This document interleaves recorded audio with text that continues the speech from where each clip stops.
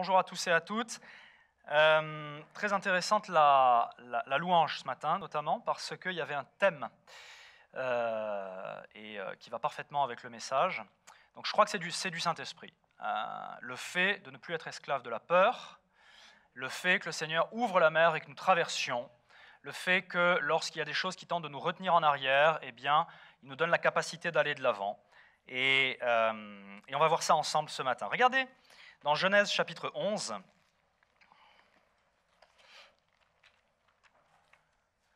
dans Genèse au chapitre 11, versets 27 et suivants, voici la postérité de Térar. Térar engendra Abram, Nahor et Haran. Donc cet homme, Térar, avait 3 fils, Abram, Nahor et Haran. Haran engendra Lot. Et Haran mourut en présence de Térar, son père, au pays de sa naissance, à Our, en Chaldée. Donc on a cet homme qui s'appelle Térar, qui a 3 fils. L'un de ses fils a un fils à son tour, et il décède. Donc on n'est déjà plus dans l'ordre naturel des choses. Quand un parent enterre un enfant, on n'est déjà plus dans l'ordre naturel des choses. Et donc ils habitaient à Our, en Chaldée. C'était une grande cité, Our, en Chaldée. Les fouilles archéologiques ont révélé des choses stupéfiantes par rapport à ceux qu'on pourrait considérer comme des primitifs et qui ne l'étaient pas du tout. Pas du tout. Abram et Nahor, donc les 2 frères survivants, prirent des femmes. Le nom de la femme d'Abram était Sarai, le nom de la femme de Nahor était Milka, fille d'Haran, père de Milka et père de Jisca. Donc ce Haran qui est décédé, il a non seulement eu un fils qui s'appelle Lot, mais il a eu également 2 filles. Une qui s'appelle Milka et l'autre qui s'appelle Jisca. Et l'une de ces filles a épousé son oncle, c'est-à-dire un des 2 frères survivants. Bon, ne me regardez pas comme ça, à l'époque ça se faisait. Ça se faisait, d'accord? Mais on comprend qu'on est déjà dans une histoire de famille. Il faut prendre un peu de recul par rapport au texte biblique et essayer de se projeter, ou peut-être rentrer plus profondément dans le texte biblique et se projeter dans les baskets des gens. C'était des gens. Ce n'étaient pas des légendes, ce n'étaient pas des super-héros, c'était des gens. Sarai était stérile, elle n'avait point d'enfant. Térar prit Abram, son fils, et Lot, donc son petit-fils, le fils d'Haran, et Sarai, sa belle-fille, femme d'Abraham, son fils. Ils sortirent ensemble d'Our en Chaldée pour aller au pays de Canaan. Donc on est dans une histoire de famille, et dans cette histoire de famille, il y a un drame qui se passe, c'est qu'un des 3 frères meurt en laissant derrière lui 3 enfants. Suffisamment âgés pour que l'une d'entre elles épouse son oncle, donc on ne sait pas exactement quel âge, 16 ans, 17 ans, 20 ans, peut-être quelque chose comme ça, peut-être moins, peut-être un peu plus. Et à un moment donné, on a le grand-père Térar, le patriarche, qui dit « il faut qu'on bouge ». Et il décide d'aller en Canaan. Pourquoi est-ce qu'il décide d'aller en Canaan? Je ne sais pas. La Bible ne le dit pas. Ce qu'on sait également, c'est qu'il y a l'oncle, Nahor, qui lui décide de rester à Our en Chaldée. Et le grand-père prend son fils Abram avec sa femme, Sarai. Ils prennent Lot, qui se retrouvait orphelin. On n'entend pas parler de la mère de Lot. Et ils décident de partir vers Canaan. Ce n'était pas la porte à côté, Canaan. Canaan, c'était 1700 bornes, à pied ou en chameau. On ne pouvait pas traverser en ligne droite, comme on le fait aujourd'hui, de l'Irak jusqu'en Israël. Il fallait passer par le nord, ce qu'on appelle le croissant fertile. Il fallait passer par la vallée, suivre l'Euphrate, et redescendre ensuite, plutôt dans votre sens, c'est dans ce sens-là, et redescendre ensuite vers Israël, 1700 km. 1700 km, à pied ou en chameau. Ça représente un mois de marche, à concurrence de 10 heures par jour, 7 jours par semaine. Pourquoi est-ce que cet homme a dit « il faut qu'on parte » ? Je ne sais pas. Il y a 2 pistes de réflexion. La première, c'est que ce décès, c'était trop pour lui. Il fallait qu'il tourne la page. La seconde, à laquelle je pense, c'est que si vous remontez un peu plus haut dans la Genèse, vous voyez que tous ces gens-là sont des descendants de Sem. Après le déluge, Noé et ses 3 fils ont repeuplé la planète, et notamment Sem, qui donne les Sémites, d'accord ? Et Sem a engendré 7 générations plus loin, Térar, le père d'Abraham, Nahor et Haran. D'accord ? Donc ils ont quand même pour ancêtre, je dirais, un des 3 fils de Noé, et en l'occurrence celui qui allait être l'ancêtre du Messie, la lignée messianique. Et puis il y a autre chose qu'il faut savoir, c'est que Sem, aussi surprenant que ça puisse paraître, était encore en vie à cette époque-là. Parce que la Bible nous dit qu'il avait 100 ans quand il a eu son fils, en tout cas Arphaxad, 2 ans après le déluge, et qu'il a vécu encore des centaines d'années de plus. Donc il est possible que Terrar, que la tradition juive considère comme un polythéiste à l'époque, ce que n'étaient pas Noé et ses fils, mais ça s'est dilué au fil du temps.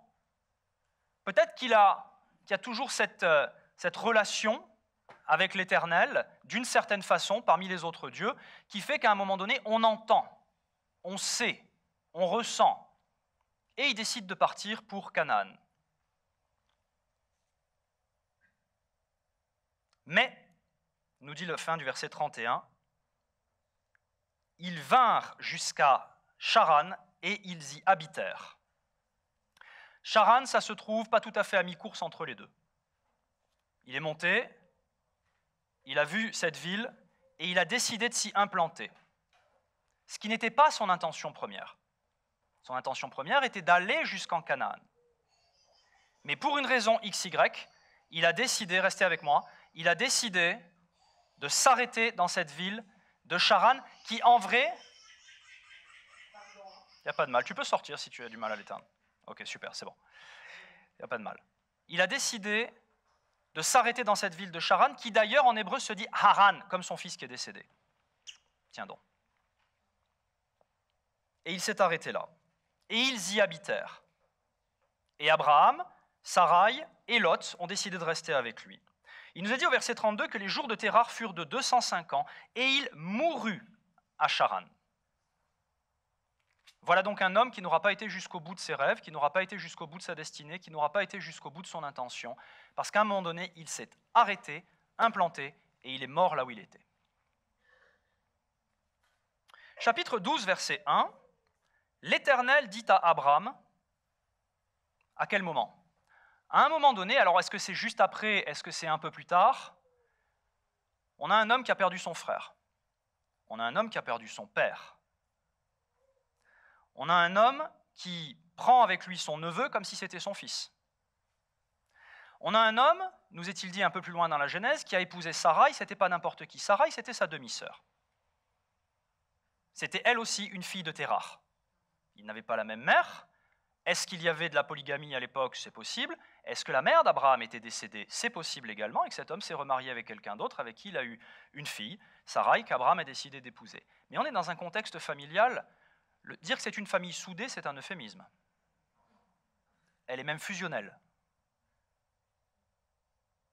Et c'est dans ce contexte-là que l'Éternel dit à Abraham, « Va-t'en. Va-t'en de ton pays, de ta patrie, et de la maison de ton père, dans le pays que je te montrerai. » Il se trouve, quand vous lisez le contexte, qu'en plus c'est une famille qui avait de l'argent. Beaucoup d'argent. Donc quand il lui dit « va-t'en », il est en train de lui dire « tu vas laisser beaucoup derrière toi ». Et vous notez l'insistance de Dieu. « Va-t'en de ton pays, va-t'en de ta patrie ». Ce n'est pas facile de quitter son pays. Ce n'est pas facile de quitter sa patrie. Ce n'est pas facile de quitter la maison de ton père avec tout ce que ça peut impliquer de souvenirs, avec tout ce que ça peut impliquer peut-être de sacrifices financiers, parce que je suppose que le père Terrar, il s'était bâti un petit empire sur place. Il dit, tu laisses tout ça et tu t'en vas. Dans le pays que je te montrerai. Donc en plus, il n'a pas de plan clair, il a juste une impulsion, une instruction divine. Ce qui est intéressant d'ailleurs, c'est que la Bible ne nous dit pas ici qu'Abraham, à cette époque, avait une relation avec Dieu. Et d'ailleurs, à d'autres endroits, il nous est dit que l'Éternel apparut à Abraham. Ça n'est pas le cas ici. Il est dit l'Éternel dit à Abraham. Comment ? Je ne sais pas, la Bible ne le dit pas. Est-ce qu'il a eu un songe, un rêve ? Est-ce qu'il a eu une envie ? à un moment donné, une impulsion comme celle de son père quelques années auparavant, de dire « il faut que je m'en aille, il faut que j'aille dans le pays qu'il me montrera ». S'il me dit de quitter, je répète, ça fait une cloche comme ça, hein, de Our en Chaldée par la Mésopotamie, vous remontez ensuite par le nord, Haran se trouve à peu près ici, vous redescendez ensuite vers Israël, il est à peu près à mi-course. S'il lui a dit « quitte ton pays, quitte ta famille », alors il joue un peu à chaud-froid, mais en tout cas ce qui est sûr, c'est qu'il ne peut pas retourner vers Our en Chaldée. Donc il est obligé de poursuivre son chemin, en dessous il y a le désert, hein, donc on oublie, il est obligé de poursuivre son chemin le long du croissant fertile pour aller jusqu'en Canaan. Tiens. Donc, vous notez l'insistance divine, vous notez le contexte familial et spirituel particulier. D'ailleurs, il nous est dit ensuite, au verset 4, je ne l'ai pas dit, mais vous pourrez le lire, que Lot partit avec lui. Bonne chose, mauvaise chose. Lot qui a insisté pour partir, en disant « mais moi, j'ai plus personne ici à Haran. Mon grand-père est mort, mon père est mort depuis longtemps, soit je retourne vers mon oncle Nahor, qui est toujours à Our, soit je vais avec mon oncle père adoptif Abraham, et il partit avec lui. » Quoi qu'il en soit, on voit qu'à un moment donné, cet homme, Abraham, a dû faire un choix. Et ce choix, c'est de plier bagages et de partir. Et de partir, pas seulement de ce qu'il y avait concrètement derrière lui, mais de quitter quelque chose à l'intérieur de lui. D'ailleurs, c'est intéressant en hébreu, parce qu'il se trouve que, vous savez, les Juifs décomposent le Pentateuque en 52 sessions, ils en lisent une par semaine, toutes les semaines de l'année, et chaque année on recommence. D'accord ? Ça s'appelle une paracha. Et donc, la paracha qui commence ici au chapitre 12 s'appelle l'Ech Lecha. Et l'Ech Lecha, ça veut dire va-t'en. Souvent, pas souvent d'ailleurs, tout le temps, les parachotes commencent par les premières phrases, les premiers mots de la section. Mais il y a une notion en hébreu qui ne se traduit pas en français, c'est « va-t'en pour toi ». Ce que les commentateurs commandent de deux façons, « va-t'en pour toi », ça veut dire « pars dans ton propre intérêt ». Mais « va-t'en pour toi », ça veut dire aussi « va-t'en vers toi ». Tu vas aller à un endroit où là, tu seras le vrai toi. Parce que tant que tu restes ici, ça ne pourra pas être possible. Donc quand on se replace dans les baskets de ces gens-là, on comprend ce que ça implique. On a lu un verset, hein, là, 12.1. Mais il faut comprendre le contexte et on comprend ce que ça implique pour cet homme de faire ce choix. Et il l'a fait. Et il l'a fait. On va en regarder un autre. 1 Roi chapitre 19.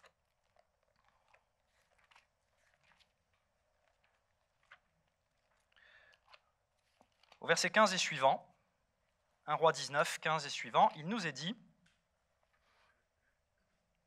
à propos de Élie, le prophète. On est dans un contexte, là, nouveau, très particulier. Israël est sous la domination d'un roi absolument ignoble qui s'appelle Akab. Et Akab est marié à une femme encore plus ignoble qui s'appelle Jézabel et qui pratique l'idolâtrie, la prostitution sacrée, le meurtre, les assassinats, enfin tout ce qu'il peut y avoir de pire dans l'humain. Et Élie le prophète est quelqu'un qui est suscité par Dieu pour aller rétablir la justice dans ce pays, et notamment en disant ces 4 vérités au couple royal. Il vit plein de choses, mais à un moment donné, au verset 15, l'Éternel lui dit, donc 1 Roi 19, 15, « Va, reprends ton chemin par le désert jusqu'à Damas, et quand tu seras arrivé, tu oindras Hazaël pour roi de Syrie, tu oindras aussi Yéhou, fils de Nimshi, pour roi d'Israël, et tu oindras Élisée, fils de Shaphat, d'Abel-Méhola, pour prophète à ta place. » Et tu oindras Élisée, fils de Shaphat, d'Abel-Méhola, pour prophète à ta place. On est sur la diapo d'après, Eliot. À ta place. Donc déjà, l'instruction divine, il faut pouvoir l'avaler. Parce que Élie, qui était the prophète à ce moment-là, s'entend dire par l'Éternel, tu vas aller désigner ton successeur. Terminé, mon gars, en ce qui te concerne. Bien, pas bien, c'était prématuré, c'était tout à fait juste, je ne sais pas. En tout cas, c'était la décision de Dieu. Et Élie aurait pu faire comme Jonas, c'est-à-dire prendre le bateau dans l'autre sens et dire ben non, et puis quoi encore?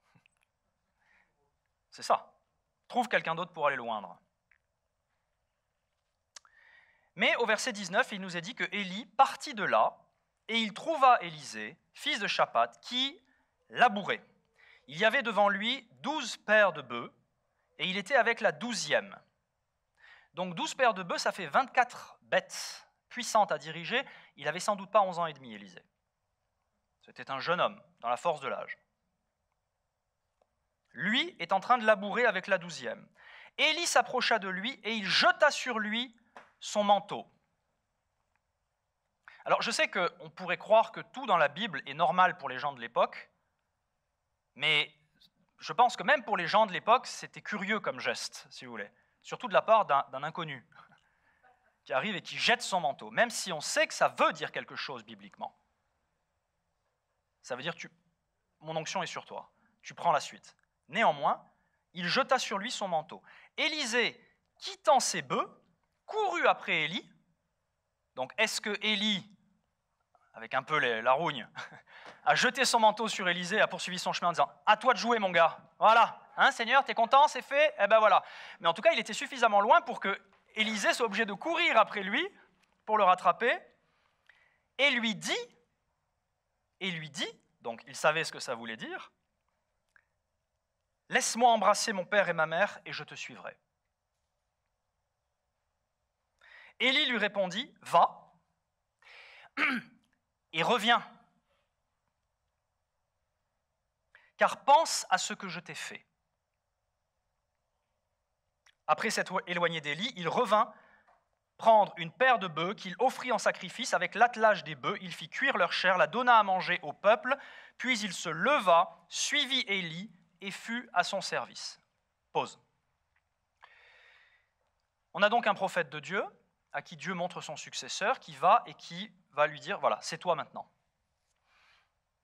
Et il se passe plein de choses à ce moment-là. La première chose, c'est que Élisée accepte. La deuxième chose, c'est qu'il est conscient de ce que ça va lui coûter, puisqu'il lui dit, il faut donc que je quitte ma famille. Laisse-moi juste aller embrasser mon père et ma mère. Va, et conscient du fait que la tentation serait là de ne pas revenir, parce que les adieux larmoyants, parce que les souvenirs, parce qu'on n'en sait pas plus sur la famille d'Élisée. Peut-être que les Juifs qui gardent une grande généalogie en savent plus, moi je n'en sais pas plus. Mais en tout cas, il y avait une forte tentation qu'ils ne reviennent pas, qu'ils ne répondent pas finalement à son appel et qu'ils disent non, finalement, non, c'est trop dur pour moi. Et Élie, conscient de ça, lui dit reviens. Et quelle est la clé? Pense à ce que je t'ai fait. Qu'est-ce qu'il lui a fait? Il lui a mis le manteau sur le dos. Donc il est en train de lui dire n'oublie pas l'appel de Dieu, n'oublie pas la destinée qui est la tienne, n'oublie pas que je ne suis pas un visiteur au hasard.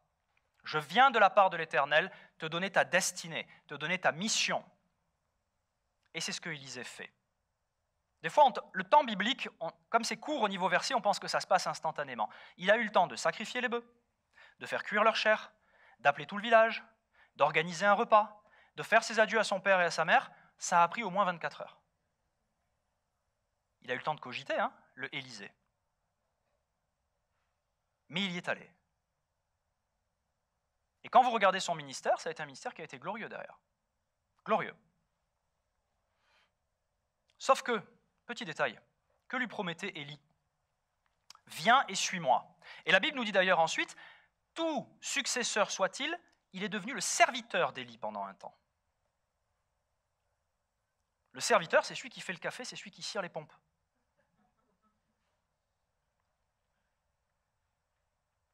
Il y aurait beaucoup à dire sur ce sujet-là pour ceux qui disent « moi je suis appelé à », moi je suis appelé à. Ouais, ben regarde bibliquement comment ça marche. Et Akab et Jézabel étaient encore en vie. Donc qu'est-ce qu'il était en train de lui promettre là? Je vais te promettre une vie de nomade. Je vais te promettre qu'on doit peut-être se cacher dans des grottes, qu'on ne sache pas combien de temps on va vivre. Je te promets un ministère qui est glorieux, un ministère qui est dangereux. Et il a accepté de quitter père et mère pour ça. Père et mère, intéressant que la Bible mentionne à nouveau en ce qui concerne Élisée, il a fallu qu'il dise au revoir à sa famille et qu'il s'en aille. Pour suivre et pour embrasser la destinée que Dieu avait pour lui. Le titre de mon message aujourd'hui, c'est « Loin de sa famille par la foi ». Luc chapitre 1.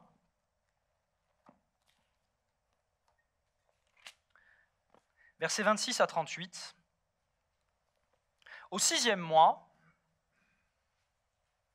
en l'occurrence au 6e mois de grossesse d'une femme qui s'appelait Élisabeth et qui a été enceinte miraculeusement, l'ange Gabriel fut envoyé par Dieu dans une ville de Galilée appelée Nazareth, auprès d'une vierge. Donc ceux qui disent « Ah oui, mais vous les protestants, vous ne croyez pas en la virginité de Marie ?» Nous, nous y croyons, c'est écrit noir sur blanc, auprès d'une vierge, fiancée à un homme de la maison de David, nommé Joseph. Donc, ce qu'il faut savoir déjà, c'est qu'en Israël, fiançailles valent mariage. Mais il y a une période de 1 an, grosso modo, où l'époux va préparer la maison, bâtir la maison la plupart du temps, pendant laquelle il n'y a pas de relation sexuelle entre les fiancés, et où on prépare le mariage, mais ils sont juridiquement liés et engagés. Le nom de la Vierge était Marie. L'ange entra chez elle et dit « Je te salue, toi à qui une grâce a été faite. Le Seigneur est avec toi. » Troublée par cette parole, Marie se demandait ce que pouvait signifier une telle salutation. Donc il faut comprendre le contexte, là à nouveau. Vous êtes tranquillement chez vous, en train de vaquer à vos occupations. Vous avez 16 ans, 18 ans, 21 ans, 14 ans. Vous êtes en âge d'avoir des enfants puisque vous êtes en âge de vous marier. Donc 13 ans, 12 ans. Et juridiquement, les filles en Israël, je crois que la bat mitzvah est à 12, si mes souvenirs sont bons. Donc vous êtes mariable. Elle est jeune. Elle est à Nazareth, qui était loin d'être le centre du monde à l'époque. Ah oui, il y a un ange qui vient la voir. Ah oui, oui. Non, mais il faut se remettre dans le contexte. Vous vous placez dans les baskets des gens. Il y a une grâce qui t'a été faite par l'Éternel. À toi, la petite là. Troublée par cette parole, oui, tu m'étonnes. Et elle se demandait ce que ça pouvait vouloir dire. L'ange lui dit « Ne crains point, Marie, car tu as trouvé grâce devant Dieu. Voici, tu deviendras enceinte. Et tu enfanteras un fils, et tu lui donneras le nom de Yeshua. Il sera grand, il sera appelé Fils du Très-Haut, et le Seigneur Dieu lui donnera le trône de David, son père. » Elle a dû être un peu déstabilisée quand même. Mettons-nous dans les baskets des gens quand on lit la Bible. Il régnera sur la maison de Jacob éternellement, et son règne n'aura pas de fin. Marie dit à l'ange, comment cela se fera-t-il, puisque je ne connais point d'homme. Traduction en français courant, je suis vierge, je n'ai pas eu de rapport sexuel, comment je peux tomber enceinte? Et je ne peux pas en avoir avec Joseph, puisqu'on est encore dans la période qui sépare les fiançailles du mariage. Comment c'est possible?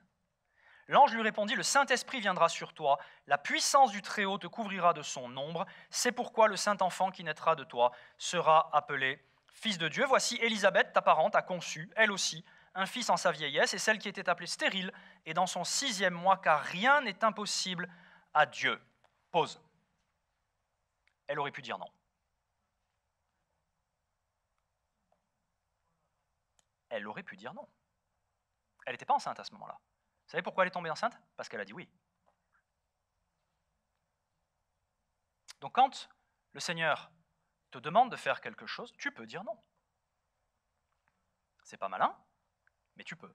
Tu peux céder à la peur. Regardons la même histoire, mais dans Matthieu chapitre 1, Matthieu chapitre 1, verset 18. Matthieu 1, 18.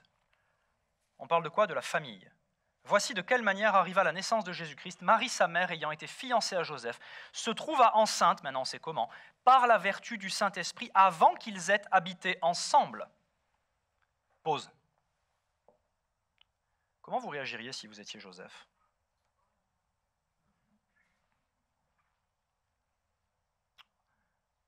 On est dans un village, hein? Les nouvelles vont vite. Comment vous réagiriez si vous étiez Joseph?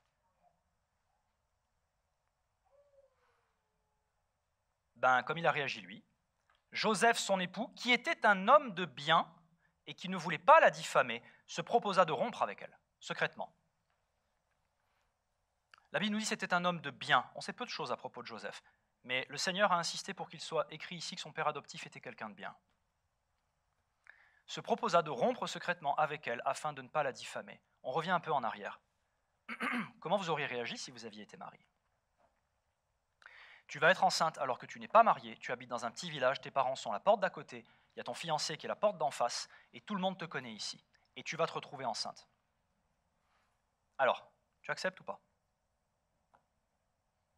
Et quand tu vas devoir expliquer ce qui s'est passé, tu vas dire que c'est le Saint-Esprit qui est venu sur toi et que tu es tombée enceinte.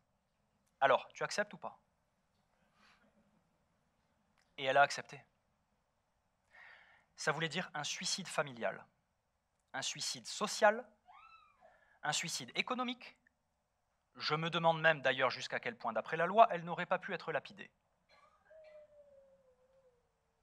Et elle a accepté, loin de sa famille, par la foi. Tu dis, elle ne s'est pas éloignée de sa famille. Dans son cœur, je pense que pour elle, sa décision a été prise. Face à l'expérience qui vient de m'arriver, face à la révélation que j'ai de ce que Dieu veut pour moi,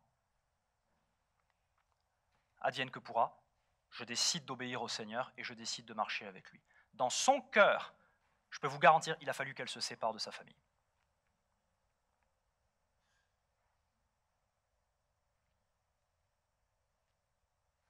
À l'exception de Jésus, les grands personnages bibliques que nous avons comme exemple, quand on se souvient que ce sont des gens, je ne suis pas inspiré par... Je ne peux pas prendre Iron Man comme exemple. J'essaye. Mais eux nous sont donnés comme exemple. Mais s'ils sont tellement hauts, tellement loin, tellement inaccessibles et que je ne me mets pas dans leur basket, qu'ils n'ont rien à voir avec moi, ça reste de la philosophie. Par contre, si la Bible nous dit, parce que les gens que je vous cite, Abraham par exemple fait partie des héros de la foi, dans Hébreux 11. Donc je me replace dans leur basket. Vous l'avez compris, c'est l'expression du jour, hein, se mettre dans les baskets. Ça fait au moins 6 fois que je la sors. Et là, je peux me laisser inspirer par ces gens qui n'étaient pas parfaits, qui ont eu peur. Quand vous lisez la vie d'Abraham, il a fait plein d'erreurs, y compris par lâcheté. Il a quand même vendu sa femme, à peu de choses près. Il l'a vendu. Mais par contre, ce sont des gens qui, ayant la conviction de ce que Dieu les appelait à faire, ayant cette conviction dans leur cœur, ont dit « je saute ». Par la foi, je saute sans filet. Soit Dieu me rattrape, soit je meurs. Là, oui, je peux me laisser inspirer par ces gens-là. Et le point commun entre les gens qu'on vient de voir, il a fallu qu'ils quittent leur famille. Je ne suis plus esclave de la peur, je suis enfant de Dieu. Mais ça veut dire quoi, je suis enfant de Dieu? Ça veut dire, ma filiation vis-à-vis de mon Père Céleste supplante tout le reste. Mais ça ne se fait pas comme ça. C'est un choix, ça se travaille dans mon cœur. Et vous savez, je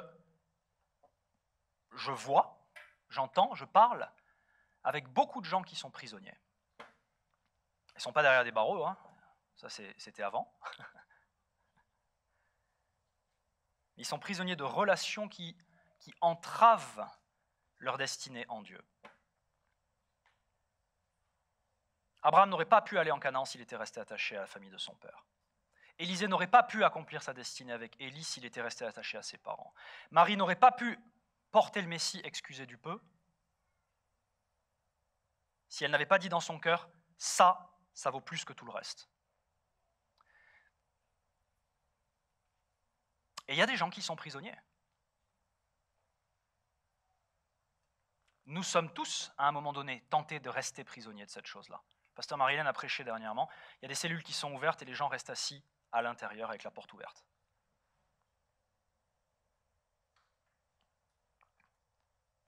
Je vois des gens qui n'ont pas le cran de déménager, alors qu'ils devraient. Je parle à des gens qui sont prisonniers parce qu'ils savent ce que Dieu les appelle à faire, mais ils ne sont pas en mesure de le faire parce que va en penser maman? Que va en penser papa? Que va en penser mon grand-père? Oui, mais tu comprends, si je déménage, qu'est-ce qu'ils vont devenir? Tu crois que Dieu tombe du trône? S'il t'a demandé de déménager, il sait s'occuper de ces gens-là. Mais si tu ne le fais pas, tu prends la place de Dieu dans leur vie. C'est de l'idolâtrie. Ils prennent la place de Dieu dans ton cœur et tu prends la place de Dieu dans leur vie. Quand j'ai arrêté la profession d'avocat, il a fallu que je dise au revoir à mon meilleur ami.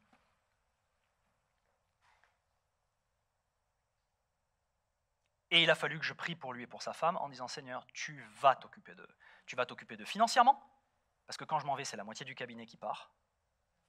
Tu vas t'occuper d'eux émotionnellement, à tous les niveaux. Tu vas t'occuper d'eux au niveau administratif, tu vas t'occuper d'eux au niveau informatique, tu vas t'occuper de tout ce que j'assumais au sein du cabinet et dont je savais que potentiellement, avec mon départ, ils pouvaient couler. Outre moi, l'attachement que j'avais à eux, c'est quelqu'un que tu vois 8 heures par jour, tous les jours de la semaine. Quand j'ai pris la décision à un moment donné de quitter mon père et ma mère en l'occurrence, c'était un déchirement intérieur. Un déchirement intérieur. Il a fallu que j'accepte de briser cette chaîne émotionnelle qui me retenait. Ça n'a pas été facile. D'autant que d'aucuns se chargeaient de me faire savoir, sans toi elle va couler. Comment vous faites?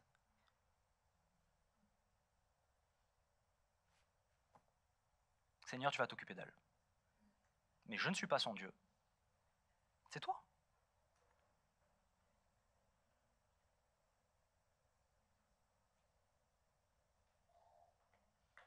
Dans Matthieu au chapitre 10, Jésus a abordé ces questions également. Alors, quand j'ai préparé ce message, j'ai parcouru juste l'évangile de Matthieu. Et j'ai noté tous les versets, les uns à la suite des autres, qui parlaient de ça. Les choix qui sont à faire, le fait de ne pas chercher l'approbation des autres, le fait de couper les liens derrière soi, le fait d'accepter de prendre des risques, le fait de ne pas aimer sa vie plus que l'appel de Dieu sur notre vie, etc. Et et à un moment donné, j'ai dit, comment je vais faire à prêcher ça, Seigneur? En 2 cultes, je ne peux pas, il y en a trop. Donc, je synthétisais, mais c'est fou, c'est fou. Le nombre de fois où il est question de ça. Matthieu chapitre 10, verset 24 et suivant. Jésus a dit, le disciple n'est pas plus que le maître, ni le serviteur plus que son Seigneur. Autrement dit, si tu veux savoir comment vivre en Christ, regarde Christ. Imite Jésus, regarde ce par quoi il est passé. Il suffit aux disciples d'être traités comme son maître et aux serviteurs comme son Seigneur. S'ils ont appelé le maître de la maison Belzébul, à combien plus forte raison appelleront-ils ainsi les gens de sa maison? Ne les craignez donc point. Donc là, on a un autre genre de lien malsain, de réticence, de prison, la peur de l'autre. Car il n'y a rien de caché qui ne doive être découvert, ni de secret qui ne doive être connu. Ce que Dieu cache à l'intérieur de toi doit être découvert à un moment donné. La destinée qui est la tienne doit s'accomplir à un moment donné, mais elle ne s'accomplira pas en catimini. Tu vas faire face à une forme de confrontation à un moment donné ou une autre. Et même si ça n'est pas ouvertement à ton égard, ça va être dans tes émotions par rapport au choix que tu dois faire. Ce que je vous dis dans les ténèbres, dites-le en plein jour, et ce qui vous est dit à l'oreille, prêchez-le sur les toits. Ne craignez pas ceux qui peuvent tuer le corps et qui ne peuvent pas tuer l'âme. Craignez plutôt celui qui peut faire périr l'âme et le corps dans la géhenne. Ne vend-on pas 2 passereaux pour 1 sou? Belle affaire.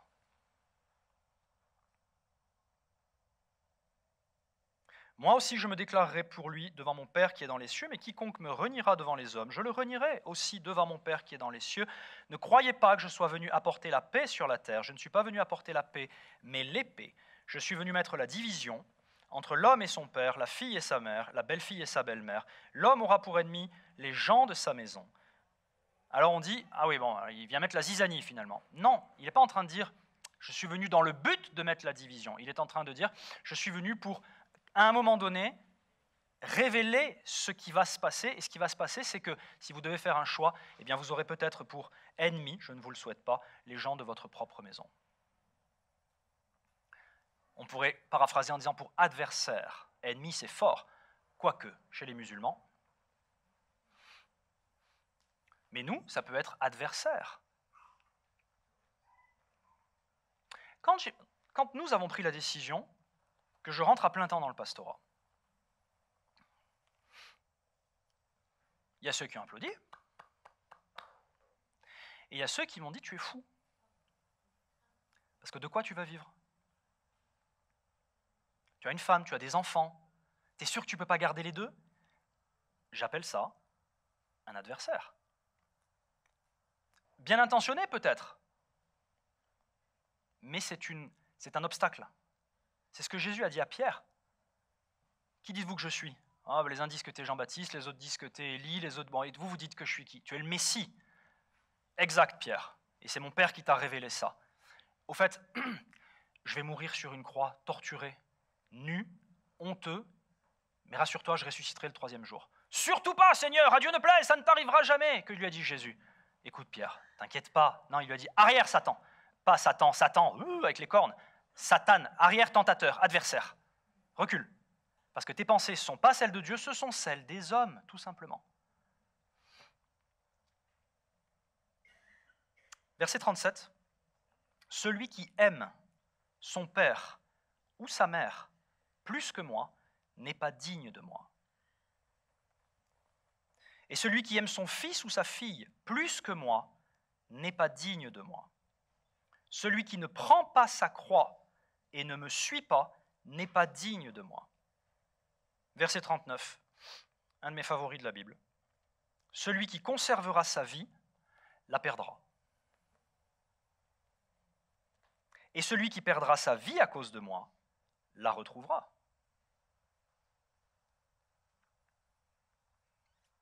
Oui, moi je suis prêt à mourir pour toi, Seigneur.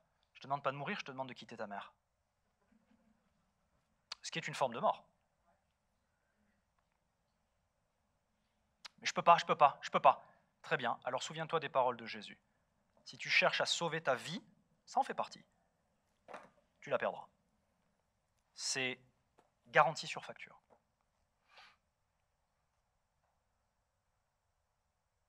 Je partageais avec quelqu'un la semaine dernière, à propos des liens entre souvent les fils et leur mère. Bien que la Bible nous dise, l'homme quittera son père et sa mère. Donc ce n'est pas que vis-à-vis de la mère, mais il se trouve que c'est aussi vis-à-vis de la mère. Et j'ai dit, tu sais, quand j'ai dû partir de chez moi, j'ai dû imaginer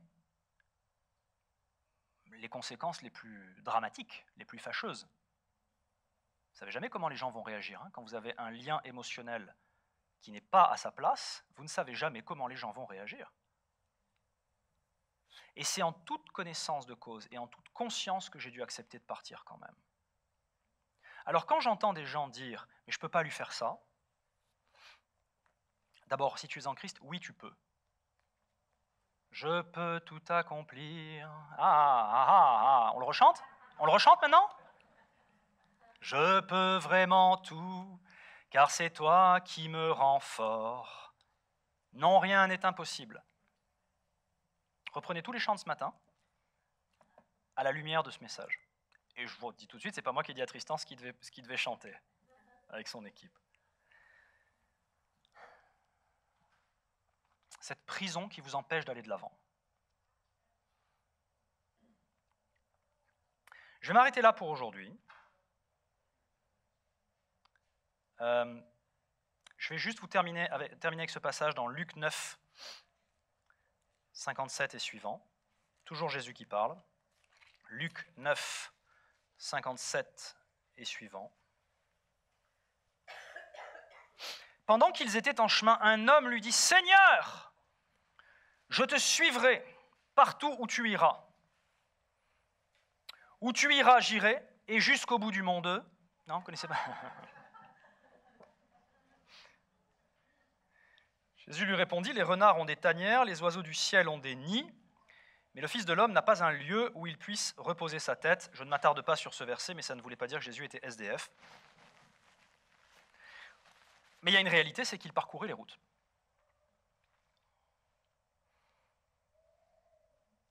Apparemment, ça a refroidi son interlocuteur parce qu'on n'en entend plus parler. Il dit à un autre, ah c'est plus intéressant, Jésus qui dit à quelqu'un, suis-moi. Mais il répondit, Seigneur, permets-moi d'aller d'abord ensevelir mon père. Alors la différence avec Élisée, c'est qu'Élisée a dit, je veux juste embrasser mes parents. Lui, il a dit, permets-moi d'aller ensevelir mon père. Alors on pourrait dire, peut-être qu'il a dit ça à un gars qui était dans un cortège funéraire. Il a dit, hey toi, lâche tout, et viens avec moi. Mais comme on sait que Jésus était équilibré psychologiquement, c'est sans doute pas l'explication. Quand le gars lui dit, laisse-moi d'abord aller ensevelir mon père, il veut dire par là, écoute, je pourrai partir à l'aventure avec toi quand mes parents auront fermé les yeux. Et Jésus lui dit, laisse les morts ensevelir leurs morts, et toi, va annoncer le royaume de Dieu. Donc voilà l'exemple d'un gars qui n'a pas su quitter son père pour suivre le Seigneur. Dommage, quelle opportunité. Un autre dit, je te suivrai Seigneur, mais... Là, déjà il y a un mot de trop dans la phrase. Permets-moi d'aller d'abord prendre congé de ceux de ma maison. Alors on pourrait dire, ben voilà, là c'est la même chose que Élisée. Apparemment le cœur des deux n'était pas le même parce que Jésus lui répondit, quiconque met la main à la charrue, mais regarde en arrière, n'est pas propre au royaume de Dieu. Alors ma question, c'est qu'est-ce qui te retient en arrière ? Dans ce dans quoi Dieu t'a appelé, qu'est-ce qui t'empêche d'y aller pleinement ? Tu dis, je ne sais pas moi dans quoi Dieu m'a appelé. D'accord ? Tu es marié ? Alors je vais déjà te donner un verset que tu as dû avoir le jour de ton mariage dans cette église. L'homme quittera son père et sa mère, s'attachera à sa femme, et les deux deviendront une seule chair. Vous avez remarqué l'ordre ? L'homme quittera son père et sa mère et s'attachera à sa femme. Tu ne peux pas t'attacher à ta femme tant que tu n'as pas quitté ton père et ta mère. Pour ceux qui ont 20, 30, 40 ans de mariage, méditez là-dessus. 10 ans. L'homme quittera son père et sa mère et il s'attachera à sa femme. Et les deux deviendront une seule chair. Tu dis, c'est bizarre. Malgré toutes ces années, on n'arrive pas à être sur la même longueur d'onde avec ma femme, on n'arrive pas à être en accord, il y a des disputes, il y a des... Pose-toi la question. Est-ce que maman n'est pas encore dans le coin ? Est-ce que papa n'est pas encore dans le coin ? Même si elle est décédée, bien sûr. Bien sûr. Quand Dieu a dit à Abraham, quitte ton pays, son père était mort. C'est sérieux ce matin, les amis. C'est sérieux. Parce que tu peux terminer ta vie et passer à côté de ta destinée. Et sachant qu'il y a des récompenses éternelles qui nous attendent au ciel, c'est sérieux. Sans parler de ce que tu es censé faire pour d'autres pendant que tu es sur cette planète et que tu ne feras pas du tout ou très partiellement parce que tu n'as pas quitté ta famille par la foi. Et parfois, quitter sa famille par la foi, ça veut dire mettre des kilomètres. Ça veut dire, si à un moment donné, c'est too much, c'est dire, on ne va plus se parler pendant quelques semaines ou quelques mois. Le temps de couper le cordon. Alors le Saint-Esprit nous donne la sagesse à ce niveau-là, mais j'espère que par l'accumulation des Écritures, et croyez-moi, je vous en ai dit moins de 10%, par l'accumulation des Écritures, vous voyez qu'il y a un schéma dans la Bible. Donc il y a une pensée divine. Père, nous te bénissons au nom de Jésus pour ta parole. Pourquoi ? Parce que tu as dit, Jésus, que quand on connaît ta parole, on est libre. Si on demeure dans ta parole, on est vraiment tes disciples. On connaît la vérité et la vérité nous affranchit. Et Seigneur, je veux te remercier de ce que ce message suscite une prise de conscience. Peut-être que ça ramène des choses que nous savons déjà. Peut-être que ça répond à des questions sur oui, mais pourquoi ? Et il y a le comment également. Ça, on le verra plus tard, mais ce que nous savons, Père, c'est que le comment, il est de toute façon en toi. Ça ne peut pas se faire indépendamment de toi. Merci pour les familles que tu nous donnes, Seigneur. Nous croyons que la famille est une institution divine, mais nous croyons aussi que pour qu'elle soit saine, elle doit être gérée à la manière de Dieu. Et je te bénis, mon Dieu, parce que je sais que si tu as ça à cœur et que tu me dis de le prêcher, c'est qu'il y a la liberté derrière. Non seulement pour nous, mais pour tous ceux et celles auprès de qui nous devons exercer un ministère quel qu'il soit. Je te demande, Saint-Esprit, cette semaine de continuer à parler aux gens et de donner la force de faire les choix nécessaires. Notre confiance est en toi, mon secours est en toi, et en toi uniquement, Père. Au nom de Jésus, Amen. Amen. Pasteur ?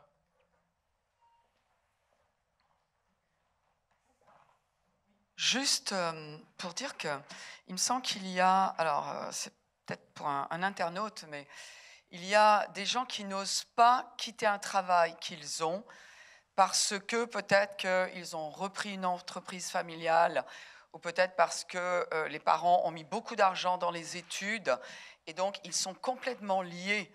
Et c'est vrai que quand on réalise ce qui s'est passé, bon, on a payé des études à un enfant, peut-être qu'on s'est vraiment sacrifié, et puis, in fine, peut-être 5 ans dans ce métier, et il y a le fils ou la fille qui dit, non, moi j'ai envie de faire autre chose. Et là, il y a des scrupules. Alors, à vrai dire, si vous voulez, il ne s'agit pas, bien évidemment, comme l'a précisé Pasteur Marc, de se disputer avec la famille, mais la famille ne devrait pas nous empêcher de poursuivre notre destinée. Dans le sens, nous empêcher, pas avec des chaînes bien évidemment, mais émotionnellement. Ou alors nous le rappeler, ouais, après tout ce que j'ai sacrifié pour toi. Ça, c'est une phrase qui peut lier un enfant. C'est normal que des parents se sacrifient pour les enfants. C'est normal. Comme c'est normal qu'à un moment, des enfants se sacrifient pour des vieux parents. Vieux parents, j'entends par là, qui ne peuvent plus s'occuper d'eux-mêmes, qui sont dans une incapacité physique. Eh bien oui, dans ces cas-là, c'est normal que les enfants pensent à leurs parents. Mais en tout cas, chaque enfant, je pense, quel que soit l'âge, parce qu'à vrai dire, ça n'est pas une question d'âge, ce type de relation-là. On est enfant de nos parents toute notre vie. Mais c'est cette privation de liberté parce que on nous rappelle, ouais, après tout ce que j'ai fait pour toi. Et ça, ce sont des mots qu'il faut dire, mais avec précaution. Il y a des enfants qui n'osent pas se marier avec le mari ou la femme de leur choix. Alors, il est bon, encore une fois, il y a l'équilibre, il est bon de demander à notre famille l'avis parce que on ne se marie pas qu'avec un individu, on se marie avec la famille. Si la famille a vraiment si le cordon ombilical est coupé, eh bien dans ces cas-là, la famille d'ailleurs sera le père, la mère, les frères et les sœurs, eh bien auront la liberté de dire, tu sais quoi, elle ne te correspond pas du tout, il ne te correspond pas du tout. Mais le truc, c'est que t'es un grand garçon, t'es une grande fille. Donc, écoute, on fera du mieux qu'on pourra pour respecter ton choix, même s'il ne nous plaît pas. Mais on va le respecter. Et on va faire en sorte de préserver l'unité familiale. Mais je parle dans le cas où il y a vraiment, vous savez que c'est votre mari, c'est votre femme, vous avez pesé le pour et le contre, et c'est avec cette personne que vous voulez terminer votre vie. Et cette relation est équilibrée. Je ne parle pas d'un exemple funeste, bien évidemment. Et vous avez la famille qui dit « Non, on ne veut pas, tu comprends, c'est pas… » Ou c'est pas… oui, c'est bien d'avoir un équilibre au niveau éducation, équilibre au niveau standing social, etc. Je discute avec beaucoup de personnes, vous comprenez. Il y a des enfants qui, à un moment donné, doivent dire « Eh bien, je pars. Je pars. » Dans leur cœur d'abord, et ensuite concrètement. Et dans la paix, dans la mesure du possible, bien sûr, bien évidemment. et encore une fois. Mais Christ nous a libérés. Il est venu pour nous libérer. Écoutez, en tout cas, avec tout cet équilibre-là que l'on tente de préserver, hein, c'est un peu sur un fil que l'on marche ce matin, hein. Mais donc il faut bien comprendre dans quel esprit ça se dit, parce que Dieu est le Dieu des familles, hein. Mais en tout cas, c'est bien. C'est assez intéressant que ce passage, que ce sujet soit revenu sur le tapis. Ouais. Apparemment, il y aura des décisions à prendre et les internautes seront bénis.